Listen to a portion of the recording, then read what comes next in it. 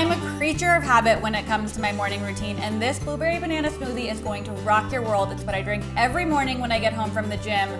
Okay, first things first, we're gonna make this flax, chia, hemp seed mixture, which is, I mean, everyone always tells you to put like protein powder in your smoothies. I don't have time for any of that. So I just make my own little mixture at home.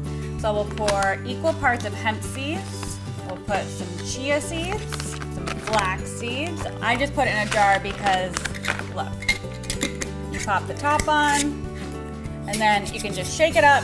Everything gets evenly combined. I feel like a bartender. Every morning, I can just pour a couple tablespoons of this into my blender for my smoothie mix. So good for you.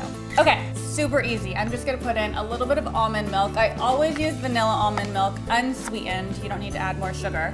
We'll just pour in about a cup of that. You could also make your own nut milk, and I'm going to teach you guys how to do that in an upcoming episode. But for today, we're going easy. Some almond butter. You could also use cashew butter, but this is also like a really great source of protein. You can just eat it, whatever's left over. We'll put in a whole banana, and then about a cup of frozen blueberries. You could also do raspberries, strawberries, but the purple color from the blueberries is everything.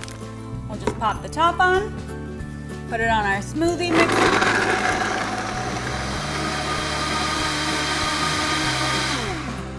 And that's my favorite part about the Vitamix, is it just turns off on its own for smoothies. This is literally my favorite part of every morning. I'm so excited. We just pour it in. By the way, that recipe I just showed you makes 1 serving. Perfect. And all the chia and the hemp and the flax seeds are blend up. I mean, look at that color. It's perfect. So good. Grab the full recipe on whatsgobbycooking.com.